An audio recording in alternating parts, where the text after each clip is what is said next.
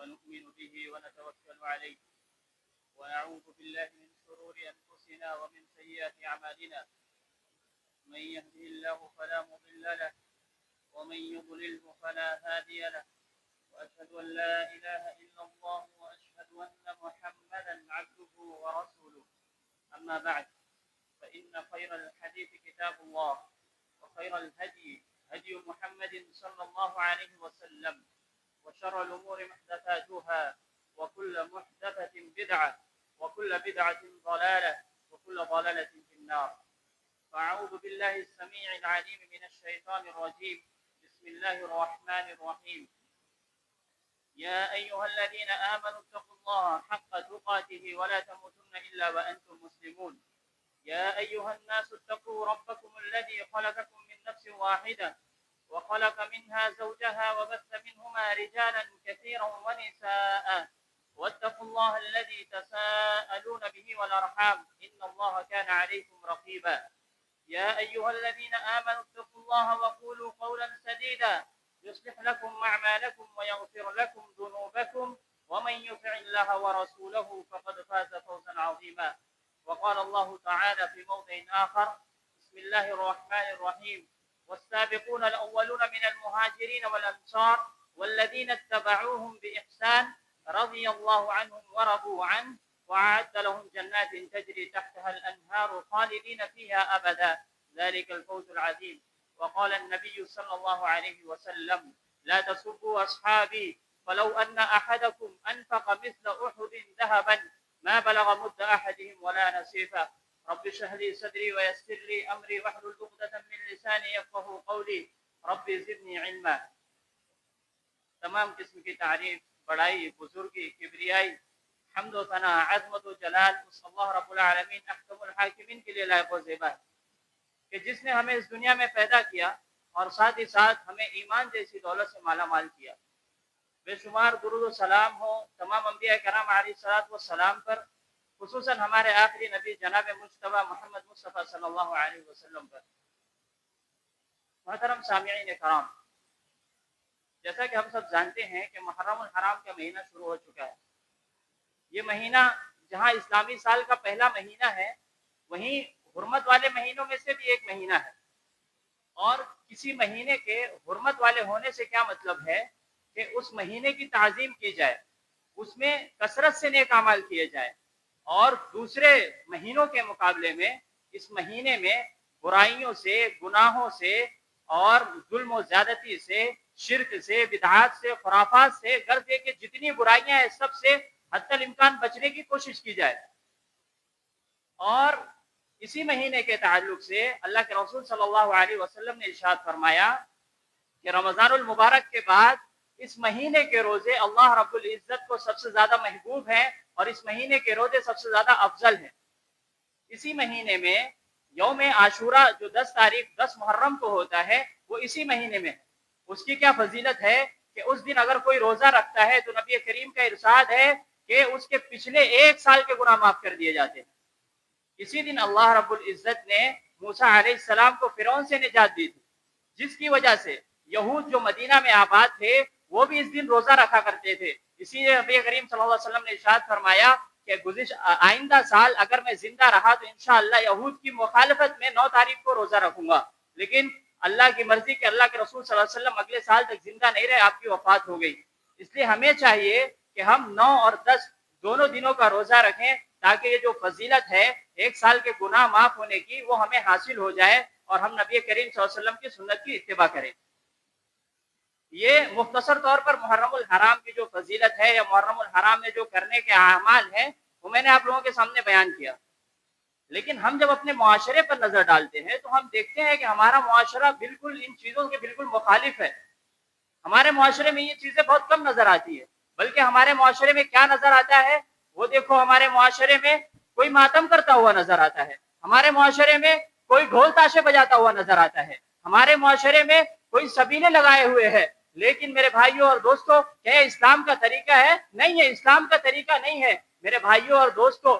یہ حرمت والا مہینہ ہے، ہمیں اس کی تعظیم کرنا ہے. لیکن ہم دیکھتے ہیں کہ لوگ اپنی ان بدعتوں سے، ان خرافات سے اس مہینے کی حرمت کو پامال کرتے ہیں.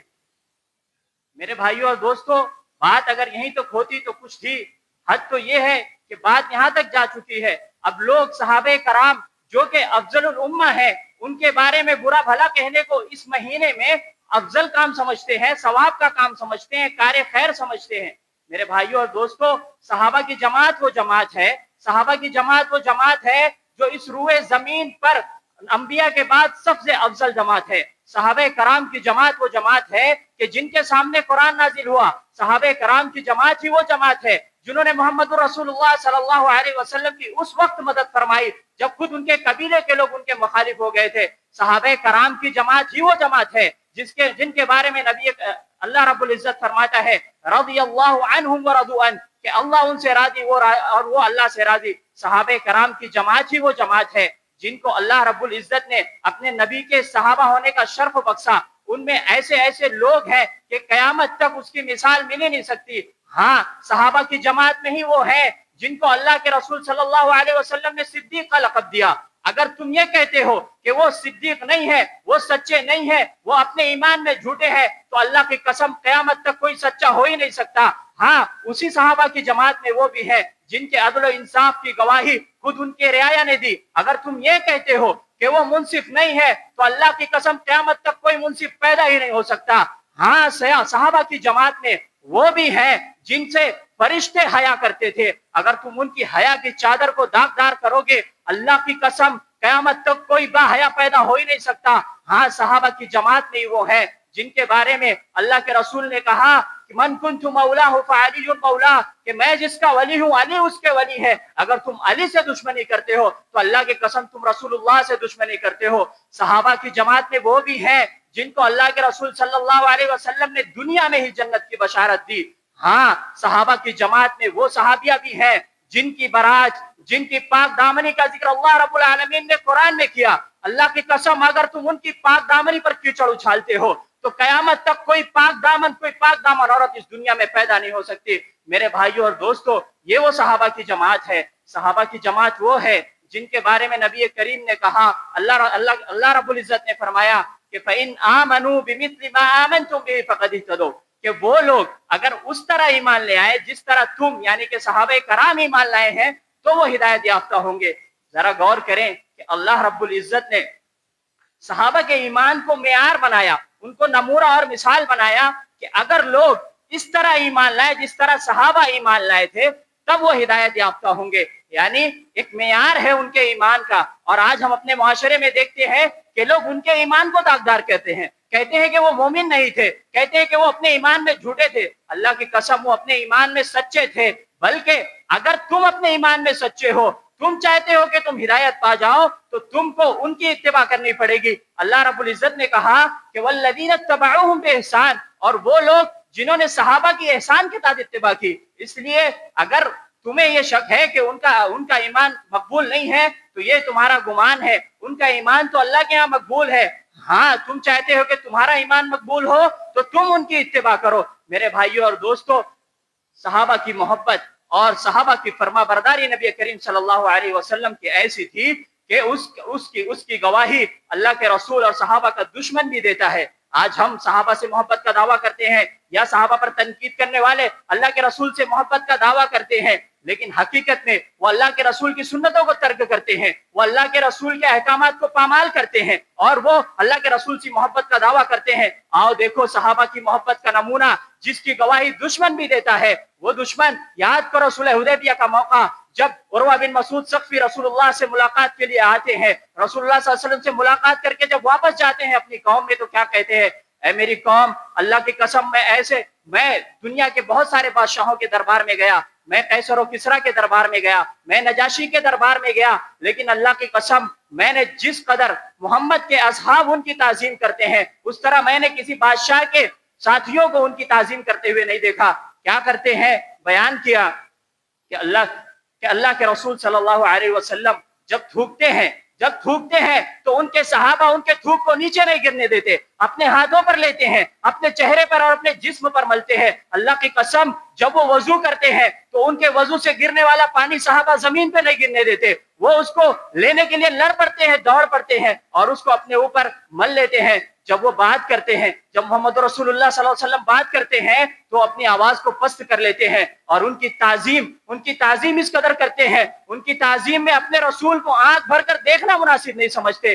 یہ صحابہ تھے جو اس قدر نبی کریم صلی اللہ علیہ وسلم کی تعظیم کیا کرتے تھے، جو اس قدر آپ صلی اللہ علیہ وسلم کے فرما بردار تھے کہ دشمن بھی اس کی گواہی دیتا تھا، اور آج لوگ ان کے ایمان پر، ان کی فرما برداری پر آواز اٹھاتے ہیں۔ میرے بھائیو اور دوستو، یاد کرو حضرت حنظلہ کا واقعہ۔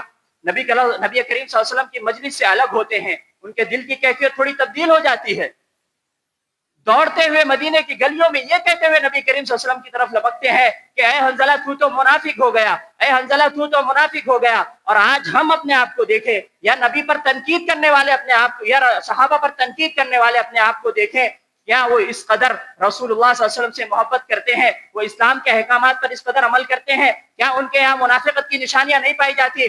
یقیناً پائی جاتی ہیں۔ یاد کرو اس صحابی کو، قرآن کی آیت نازل ہوتی ہے لن تنالوا البر حتى تنفقوا مما تحبون، کہ تم بھلائی کو، خیر کو اس وقت تک نہیں پہنچ سکتے جب تک تم اپنی پسندیدہ چیزوں کو اللہ کے راستے میں قربان نہ کر دو، اللہ کے راستے میں خرچ نہ کر دو۔ صحابی دوڑتے ہوئے نبی کریم کے پاس آتے ہیں، کہتے ہیں اللہ کے رسول مجھے یہ میرا باغ ہے، یہ میرا باغ مجھے بہت زیادہ محبوب ہے اور میں اسے اللہ کے راستے میں خرچ کرنا چاہتا ہوں، اللہ کے راستے میں دینا چاہتا ہوں۔ یاد کرو اس دوسرے صحابی کو جو غزوہ تبوک کے موقع پر پیچھے رہ گئے۔ رسول اللہ صلی اللہ علیہ وسلم غزوے سے واپس آتے ہیں، منافقین نبی کریم صلی اللہ علیہ وسلم کی خدمت میں جا کے جھوٹے عذر بیان کر کے اللہ کے رسول سے نہ حاضر ہونے کی معذرت کر لیتے ہیں، لیکن یہ صحابی جھوٹ نہیں کہتے، حقیقت جا کے اللہ کے رسول صلی اللہ علیہ وسلم کے سامنے بیان کرتے ہیں۔ اللہ کے رسول صلی اللہ علیہ وسلم ان سے منہ پھیر لیتے ہیں اور اس کے بعد ان کا بائیکاٹ شروع ہوتا ہے۔ اس قدر بائیکاٹ کے کوئی ان سے بات نہیں کرتا۔ مسجد نبوی میں نماز کے لیے جاتے ہیں، اگر یہ سلام کرتے ہیں تو لوگ صرف سلام کا جواب دیتے ہیں، اس کے بعد ان سے ان کا حال و احوال نہیں پوچھتے۔ یہاں تک کہ یہ حالت آ جاتی ہے کہ ان کی اہلیہ کو اللہ کے رسول صلی اللہ علیہ وسلم حکم دیتے ہیں کہ وہ اپنے میکے چلی جائیں۔ وہ بالکل اکیلے 40-50 دن گزارتے ہیں، اور اسی درمیان ان کے پاس ایک دوسرے بادشاہ کا خط آتا ہے کہ ہم نے سنا ہے کہ تمہارے نبی نے، تمہارے سردار نے تم کو اپنے سے الگ کر دیا ہے، تمہارا بائیکاٹ کر دیا ہے، تم ہمارے پاس چلے آؤ، ہم تمہارا احترام کریں گے، ہم تمہیں عزت دیں گے۔ اس خط کا انکار کر دیتے ہیں، پھاڑ کے پھینک دیتے ہیں اور توبہ کرتے رہتے ہیں۔ 50 دن کے بعد اللہ رب العزت ان کی توبہ کو قبول کرتا ہے۔ آیت نازل ہوتی ہے وَعَلَى الثَّلَاثَةِ الَّذِينَ خُلِّفُوا حَتَّى إِذَا ضَاقَتْ عَلَيْهِمُ الْأَرْضُ بِمَا رَحُبَتْ ثُمَّ وَلَّيْتُم مُدْبِرِينَ۔ خوشی سے دوڑتے ہوئے نبی کے پاس آتے ہیں اور کہتے ہیں اللہ کے رسول میرا جتنا مال ہے، جو کچھ ہے، میں سب اللہ کے راستے میں خرچ کرتا ہوں۔ سوچو ان کا بائیکاٹ کیا گیا، 50 دن تک اکیلے تھے، لیکن ان کی ایمان کی کیفیت یہ تھی جب ان کے معافی کو قبول کیا گیا، جب ان کی توبہ کو قبول کیا گیا، جو کچھ ان کے پاس تھا سب اللہ کے راستے میں خرچ کرنے کے لیے کہہ دیا۔ اللہ کے رسول نے کہا نہیں، کچھ اپنے پاس بھی رکھو، تو انہوں نے صرف ایک خیبر کا باغ جو تھا ان کے پاس اپنے پاس رکھا، باقی سب کچھ اللہ کے راستے میں دے دیا۔ آج نبی صحابہ پر تنقید کرنے والے ذرا سوچیں کہ وہ دنیا میں کس قدر مگن ہیں، کس قدر مست ہیں کہ وہ دنیا کے حصول کے لیے سب کچھ کرتے ہیں، ان کے یہاں حلال و حرام کی تمیز نہیں ہے، وہ جھوٹ بولتے ہیں، نمازوں کو ترک کرتے ہیں، سود اور ربا کا کام کرتے ہیں اور دنیا جمع کرنے میں لگے ہوئے ہیں، اور یہ آ کر صحابہ پر تنقید کرتے ہیں۔ اللہ کی قسم تمہیں کوئی حق نہیں کہ تم صحابہ کرام پر تنقید کرو، کیونکہ تم ان کے مرتبے کو پہنچ ہی نہیں سکتے۔ اللہ رب العزت فرماتا ہے اللہ کے رسول صلی اللہ علیہ وسلم فرماتے ہیں کہ لا تسبوا اصحابی، میرے صحابہ کو برا بھلا نہ کہو، میرے صحابہ کو گالی نہ دو۔ اور وہ دیکھو دوسرے صحابی، ان سے ایک گناہ ہو جاتا ہے، نبی کی خدمت میں آ کے اس کا اقرار کرتے ہیں، نبی ان سے منہ پھیرتے ہیں، بار بار منہ پھیرتے ہیں، وہ بار بار اپنے گناہ کا اقرار کرتے ہیں، یہاں تک کہ جب ان کو رجم کر دیا جاتا ہے تب اللہ کے رسول صلی اللہ علیہ وسلم فرماتے ہیں کہ اللہ کی قسم اس نے ایسی توبہ کی ہے کہ اگر پوری قوم میں اس توبہ کو بانٹ دیا جائے تو پورے قوم کی مغفرت کر دی جائے۔ دوسری صحابیہ ہے، وہ اس سے بھی اسی طرح کا گناہ ہوتا ہے، آتی ہے اللہ کے رسول کی خدمت میں، اللہ کے رسول سے تقریباً 3 سے 4 مرتبہ واپس لوٹاتے ہیں، وہ ہر بار آ کے حاضر ہوتی ہے۔ آپ اس کے ایمان کی کیفیت دیکھیے، اس کا ایمان دیکھیے کہ وہ جانتی ہے کہ میں جاؤں گی تو رجم کر دی جاؤں گی، میری جان چلی جائے گی، لیکن اس کے باوجود اسے اپنے اس کیے پر اتنا پچھتاوا تھا، اتنی پشیمانی تھی کہ کہ بار بار نبی کے خدمت میں آتی ہے اور کہتی ہے کہ اللہ کے نبی مجھے پاک کر دیجئے. جب اسے رجم کر دیا جاتا ہے نبی کریم صلی اللہ علیہ وسلم فرماتے ہیں کہ اللہ کی قسم اس نے ایسی توبہ کی ہے کہ اگر مدینے کے 70 لوگوں میں اس کی توبہ کو بانٹ دیا جائے تو سب کی مغفرت ہو جائے. یہ ان کے ایمان کی کیفیت تھی کہ انہوں نے اپنے مالوں کو نہیں دیکھا, انہوں نے اپنی جان کو نہیں دیکھا, سب کچھ اسلام کی راہ میں, سب کچھ اللہ کی راہ میں قربان کیا. اور آج تم ان پر تنقید کرتے ہو اور ان کے بارے میں کہتے ہو کہ انہوں نے فلاں نے ایسا کیا, فلاں نے ایسا کیا. اللہ کی قسم تم کبھی ان کے مرتبے کو نہیں پہنچ سکتے. تم چاہے جتنے اعمال کر لو, چاہے جتنا مال و دولت اللہ کے راستے میں خرچ کر دو, چاہے جتنی عبادتیں کر لو, تم صحابہ کے مرتبے کو کبھی نہیں پہنچ سکتے. اللہ کے رسول نے فرمایا لا تسبوا اصحابی لا تسبوا اصحابی فلو ان احدکم انفق مثل عہد ذهبا ما بلغ مد احدهم ولا نصیفا, کہ میرے صحابہ کو برا بھلا نہ کہو, میرے صحابہ کو گالی نہ دو. کیوں؟ کیونکہ اگر تم میں سے کوئی شخص احد پہاڑ کے برابر سونا خرچ کر دے, اللہ کی قسم میرے صحابہ نے جو ایک مد یا آدھا مد اللہ کے راستے میں خرچ کیا ہے اس کے ثواب کو, اس کے اجر کو نہیں پہنچ سکتے. کیوں؟ کیونکہ صحابہ نے ایسی حالت میں خرچ کیا تھا جب ان کے پاس کھانے کے لیے کچھ بھی نہیں تھا, جب ان کے پاس پینے کے لیے کچھ بھی نہیں تھا. اس وقت انہوں نے اپنا سب کچھ اللہ کے راستے میں لا کے رکھ دیا. ابوبکر صدیق نے اپنے گھر کا پورا مال لا کے اللہ کے اس میں اپنے گھر کا پورا مال لا کر اللہ کے نبی کے دربار میں رکھا. عمر نے اپنے گھر کا آدھا مال لا کر اللہ کے دربار میں رکھا. حضرت عثمان نے اتنا خرچ کیا کہ اللہ کے رسول نے کہا کہ آج کے بعد اگر عثمان کچھ بھی کرے اس کو کوئی نقصان پہنچانے والا نہیں ہے, یعنی اس کا کوئی عمل اس کو نقصان پہنچانے والا نہیں ہے, وہ جنتی ہے. میرے بھائیو اور دوستو, کون ہے ان میں جو صحابہ پر تنقید کرتے ہیں, جو اللہ کے راستے میں اتنا خرچ کرتے ہیں؟ کوئی نہیں ہے میرے بھائی اور دوستو. ہمارے یہاں اگر کوئی 10-5 روپیہ, 1000 روپیہ, 2000 روپیہ, لاکھ روپیہ خرچ کر دیتا ہے, پورے محلے میں اعلان کرا دیتا ہے کہ ہاں میں نے یہ بنایا ہے, میں نے یہ فلاں مسجد بنائی ہے, میں نے یہ فلاں مدرسہ بنایا ہے, صحابہ کرام کے ایمان کے جذبے کو کوئی نہیں پہنچ سکتا. اور ذرا سوچیں, فرق دیکھیں کہ اللہ کے رسول نے کہا کہ میرے صحابہ اگر ایک مد خرچہ کرتے ہیں اور تم احد پہاڑ کے برابر سونا خرچ کرتے ہو. احد پہاڑ کیا ہے آپ جانتے ہیں, جو گئے ہیں انہوں نے دیکھا ہے, جو نہیں گئے ہیں ان کو بتاؤں, 7 کلومیٹر لمبا اور تقریباً 2 سے 3 کلومیٹر چوڑا, جس کے وزن کے بارے میں کہا جاتا ہے کہ تقریباً 45 بلین ٹن ہے. اس کا اتنا اگر کوئی سونا خرچ کر دے, حالانکہ یہ جو مثال دی گئی ہے وہ اس لیے دی گئی ہے کہ کوئی اتنا خرچ کر ہی نہیں سکتا, لیکن اگر کوئی کر بھی دے تو صحابہ نے جو صرف ایک مد یا آدھا مد خرچ کیا ہے اس کے اجر کو نہیں پہنچ سکتا. اور لوگ صحابہ پر تنقید کرتے ہیں. میرے بھائیو اور دوستو, اس لیے ہمیں چاہیے کہ جب بھی کوئی صحابہ پر تنقید کرے اس کو پکڑے اور اس کو پوچھے کہ تو نے کیا کیا ہے اسلام کے لیے, اور پھر اسے بتائیں کہ صحابہ نے کیا کیا ہے, پھر وہ خود اپنا ان سے مقابلہ کر لے. میرے بھائیو اور دوستو, کچھ اصول ہیں جو میں آپ لوگوں کے سامنے بیان کرنا مناسب سمجھتا ہوں. آپ ان اصول کو اپنے ذہن میں رکھیں اور جب بھی کوئی ایسی بات کرے تو ان اصولوں سے اس کا جواب دیں. سب سے پہلا اصول اہل سنہ والجماعہ کے یہاں جو ہے صحابہ کے باب میں, وہ یہ ہے کہ الصحبہ لا يعدلها فضل او لا يعدلها عمل, کہ صحبت یعنی نبی کا صحابی ہونا ایک ایسی چیز ہے جس کی فضیلت کو کوئی دوسری فضیلت نہیں پہنچ سکتی, جس کی فضیلت کو کوئی دوسرا عمل نہیں پہنچ سکتا. امام احمد بن حنبل رحمہ اللہ فرماتے ہیں کہ اگر کوئی شخص اللہ کے رسول صلی اللہ علیہ وسلم سے اس نے ملاقات کی, ان کو سنا, ان کو دیکھا, گرچہ کہ وہ صرف ایک لمحے کے لیے ہی ہو, لیکن اس کا جو فضل ہے وہ بعد میں آنے والے لوگ چاہے جتنے نیک اعمال کر لے یا جتنے نیک اعمال ہیں وہ سب کر لے, اس درجے کو نہیں پہنچ سکتے جس درجے کو وہ صحابی پہنچ گئے ہیں. صحابیت ایک خاص فضیلت ہے, جو انسان کتنے بھی اعمال کر لے اس فضل کو نہیں پہنچ سکتا. یعنی صحابہ کی جو فضیلت ہے بعد میں آنے والے لوگ اس کو نہیں پہنچ سکتے. نبی کریم نے بھی فرمایا کہ خیر القرون قرنی ثم الذین یلونہم ثم الذین یلونہم, کہ سب سے بہترین زمانہ میرا زمانہ ہے, یعنی میرے زمانے میں جو لوگ ہیں, جو ایمان والے ہیں, وہ سب سے بہتر ہیں, پھر اس کے بعد اور پھر اس کے بعد. دوسری چیز جو ہے, دوسرا اصول جو ہے وہ یہ ہے کہ الصحابہ کلہم عدول ولکن لیسوا بمعصومین, کہ صحابہ جتنے کے جتنے ہیں سارے کے سارے صحابہ جو ہیں وہ عدول ہیں. عدول کا مطلب کیا ہے کہ ان کی ایمانداری کو, ان کے ایمان کو, ان کی دیانتداری کو قبول کیا جائے گا, ان کے بارے میں حسن ظن رکھا جائے گا. یعنی اگر کوئی ان سے غلطی ہو گئی تو ان کی تنقید نہیں کی جائے گی, ان کے بارے میں حسن ظن رکھا جائے گا. اور انہوں نے جتنی احادیث نبی کریم صلی اللہ علیہ وسلم سے بیان کی ہے ان ساری احادیث کو بنا جرح و تعدیل کے قبول کیا جائے گا. جو بھی باتیں صحابہ نے اللہ کے رسول سے بیان کی ہیں ان کو قبول کیا جائے گا. دلیل کیا ہے؟ دلیل اللہ رب العزت فرماتا ہے کہ والسابقون الاولون من المہاجرین والانصار والذین اتبعوهم باحسان رضی اللہ عنہم ورضوا عنہ، کہ مہاجرین اور انصار میں سے من المہاجرین السابقون الاولون من المہاجرین والانصار رضی اللہ عنہم، کہ اللہ ان سے راضی، وہ اللہ سے راضی ہے. اور بعد میں آنے والوں کے لیے کیا کہا؟ والذین اتبعوهم باحسان، بعد میں آنے والوں کے لیے شرط لگائی. صحابہ سے اللہ نے کہا کہ راضی ہے، ان کے لیے شرط نہیں. بعد میں آنے والوں کے لیے کیا شرط ہے؟ کہ اگر انہوں نے صحابہ کی احسان کے ساتھ اتباع کی تب اللہ ان سے راضی ہوگا.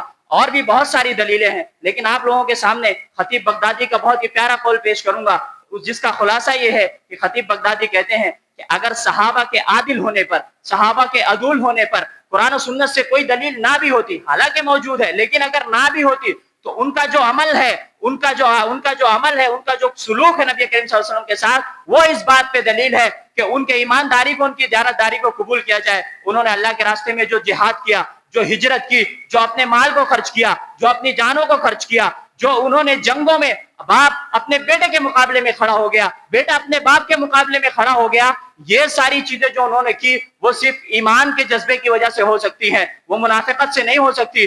یہ جتنی چیزیں ہیں، ہجرت جو ہے، اپنا گھر چھوڑ کے، اپنی مال و دولت، اپنا گھر بار سب چھوڑ کے اللہ کے راستے میں نکل جانا، یہ کوئی منافق نہیں کر سکتا. بلکہ آج ہمارے یہاں جو مومن ہیں، جو اپنے آپ کو ایمان والا کہتے ہیں، ان کے لیے بھی یہ بڑی بات ہے. صحابہ نے سب کچھ چھوڑ کے اللہ کے راستے میں جو ہے نکل گئے، ہجرت کر گئے. تو یہ جو چیزیں ہیں جو انہوں نے اللہ کے رسول صلی اللہ علیہ وسلم کے ساتھ کیا ہے، یہ خود اس بات پر دلیل ہے کہ وہ عدول ہے، وہ اپنے ایمان میں سچے ہیں، اور انہوں نے جو کچھ بھی کیا ہے وہ اللہ کے رسول صلی اللہ علیہ وسلم اور دین اسلام کے لیے کیا ہے، انہیں اس سے کوئی دنیا مطلوب نہیں تھی.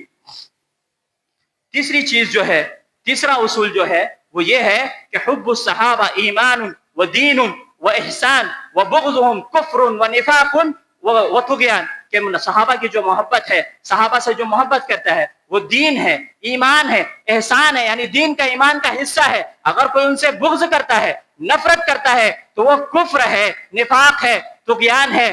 ہاں، امام طحاوی رحمہ اللہ فرماتے ہیں کہ ہم تمام کے تمام صحابہ کرام سے محبت کرتے ہیں، ان میں سے کسی سے بھی برات کا اظہار نہیں کرتے، اور ہم ان کا ذکر صرف اور صرف خیر سے کرتے ہیں. اور ہاں، جو ان سے بغض رکھتا ہے، جو ان سے نفرت کرتا ہے، ہم ان سے نفرت کرتے ہیں. جو ان کی برائی بیان کرتا ہے، ہم ان سے نفرت کرتے ہیں.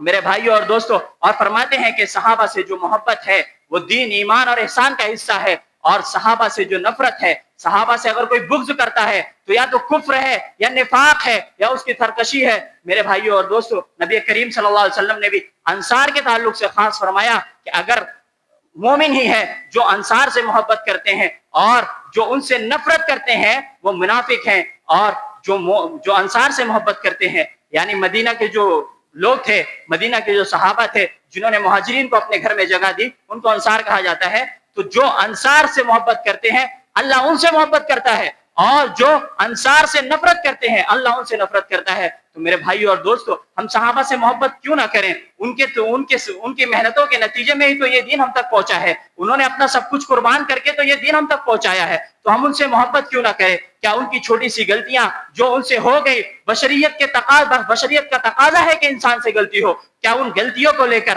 ہم ان کے اوپر تنقید کریں گے؟ نہیں، ہرگز نہیں. یہ ہمارا شیوا نہیں ہے، یہ اہل سنہ والجماعہ کا شیوا نہیں ہے کہ وہ صحابہ کے اوپر تنقید کرے. اور ہم کس منہ سے ان کے اوپر تنقید کریں؟ ہم اپنا موازنہ تو کریں صحابہ کرام کے ساتھ کہ وہ کیا تھے اور ہم کیا ہے، ان کا ایمان کیا تھا اور ہمارا ایمان کیا ہے. ہم نے دنیا کے لیے سب کچھ بیچا ہے، انہوں نے اپنے ایمان کے لیے ساری چیزیں قربان کر دی ہیں. تو ہمارا ان کا کیا موازنہ ہے؟ اس لیے میرے بھائیو اور دوستو، ہمیں صحابہ سے محبت کرنی چاہیے، یہ ہمارے ایمان کا حصہ ہے. اور ان کے تعلق سے اپنے دل میں کسی طریقے سے کوئی بھی کینہ، بغض یا کوئی بھی ایک بری بات اپنے دل میں نہیں لانی چاہیے.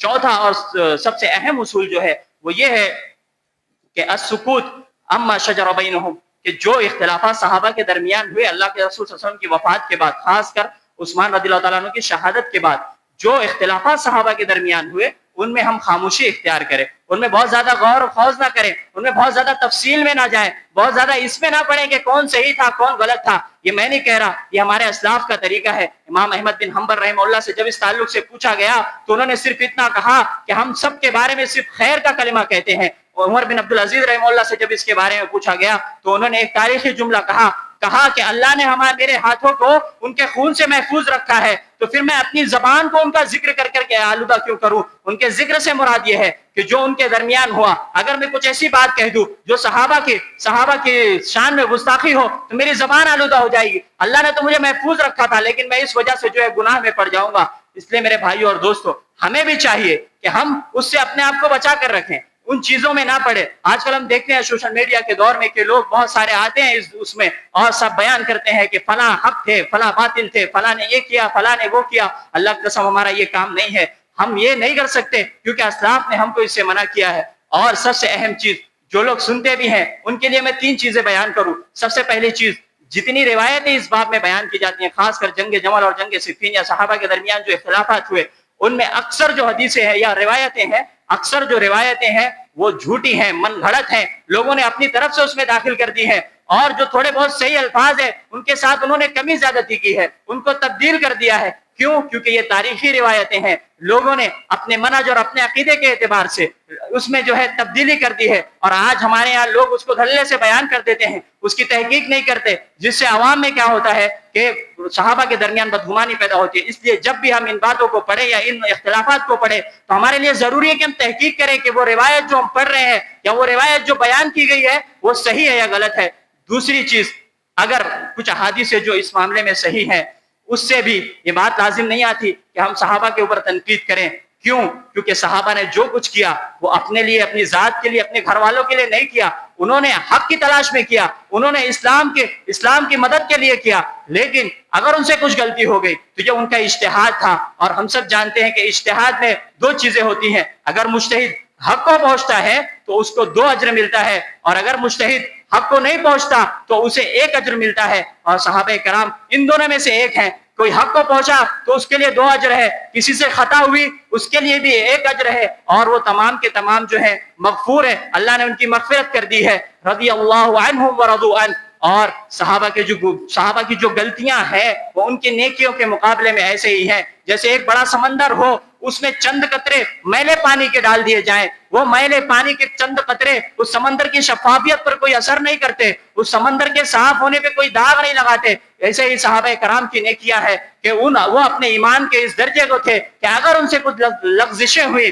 کچھ غلطیاں ہوئی تو یہ انسان ہونے کا تقاضا ہے کہ ان سے غلطیاں ہوں۔ صحابہ معصوم نہیں تھے، صحابہ سے غلطیاں ہوئی، یقیناً ہوئی، لیکن وہ مغفور ضرور تھے، اللہ نے ان کو معاف کر دیا تھا۔ اس لیے میرے بھائیوں اور دوستو، ان تمام چیزوں میں جو ہے ہم اپنے آپ کو نہ لگائیں، اور جو کچھ صحیح ہے اس پر اعتقاد رکھیں، اور صحابہ کے تعلق سے اپنے دل میں کوئی بغض یا کوئی عناد نہ پیدا کرے۔ اور تیسری چیز جو میں نے پہلے بیان کی کہ ان تمام معاملات میں جو ہے سکوت اختیار کریں، کیونکہ اللہ تعالیٰ فرماتا ہے تلک امۃ قد خلت لها ما کسبت ولکم ما کسبتم ولا تسألون عما كانوا يعملون، کہ وہ ایک قوم تھی جو گزر گئی اور ان کے لیے وہ ہے جو انہوں نے کیا، اور تمہارے لیے وہ ہے جو تم کرو گے، اور تم سے ان کے بارے میں سوال نہیں کیا جائے گا۔ یہ سارے جو واقعات ہیں تاریخی واقعات ہیں، ان سے کوئی احکام ہمارے دین پہ مرتب نہیں ہوتا جن کا جاننا بہت زیادہ ضروری ہو۔ اس لیے ہم ان معاملات میں نہ پڑے، اگر ہمارے پاس علم نہیں ہے، اگر ہمارے پاس اصول کی جانکاری نہیں ہے تو ہم ان معاملات میں بالکل غور و خوض نہ کرنے لگے، کہیں ایسا نہ ہو کہ اس کی وجہ سے جو ہے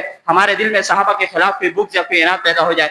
آخری چیز میں بیان کروں، اس کے بعد انشاءاللہ اپنی بات ختم کروں گا، کہ القدح فی الصحابہ قدح فی الوحیین، یعنی اگر کوئی صحابہ پر اعتراض کرتا ہے اس کا مطلب یہ ہے کہ وہ قرآن و سنت پر اعتراض کرتا ہے۔ کیوں؟ کیونکہ یہ جو قرآن و سنت ہمارے پاس ہے یہ کس کے ذریعے سے آیا؟ صحابہ کے ذریعے سے ہمارے پاس آیا۔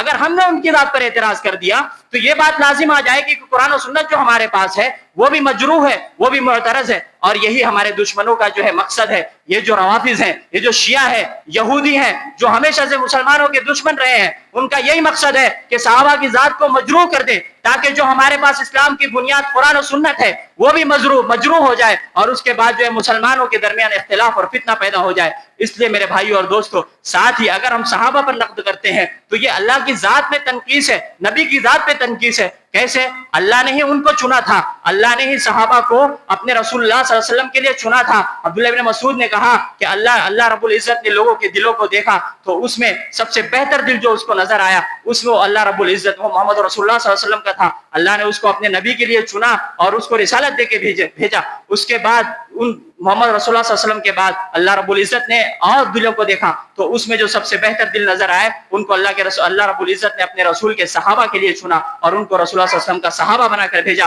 تو اگر ہم صحابہ پر تنقید کرتے ہیں تو اس سے یہ بات لازم آتی ہے کہ ہم اللہ کے فیصلے پر تنقید کر رہے ہیں, اور ہم نبی پر اس طریقے سے تنقید کرتے ہیں کہ نبی کے صحابہ, کیا نبی نے اپنے صحابہ کی ایسی تربیت کی کہ وہ منافق تھے اندر سے, ان کا ایمان مضبوط نہیں تھا؟ نہیں میرے بھائی اور دوستو, صحابہ تو ایسے تھے جن کے بارے میں عبداللہ ابن مسعود کا ایک قول ہے کہ اگر تم کسی کی پیروی کرنا چاہتے ہو تو صحابہ کی پیروی کرو. کیوں؟ کیونکہ وہ سب سے زیادہ دین کے جاننے والے, سب سے زیادہ اللہ کے رسول سے محبت کرنے والے اور سب سے زیادہ علم والے, سب سے کم بے تکلف والے تھے. اس لیے اگر تم کسی کی پیروی کرنا چاہتے ہو تو تم ان کی پیروی کرو, کیونکہ اللہ رب العزت نے ان کو اپنے نبی کا صحابی اور اپنے دین کو قائم کرنے والا بنا کر بھیجا ہے. اس لیے میرے بھائیو اور دوستو, اللہ رب العزت سے دعا ہے کہ اللہ رب العالمین ہم تمام کو دین اسلام کو صحیح طور سے سمجھنے کی توفیق عطا فرمائے, صحابہ کی عظمت ہمارے دلوں میں پیدا کرے, اور اگر کوئی ہمارے دلوں میں ان کے خلاف کوئی بات ڈالتا ہے تو اللہ رب العزت ہمیں اس سے محفوظ رکھے, کیونکہ صحابہ کی نفرت جو ہے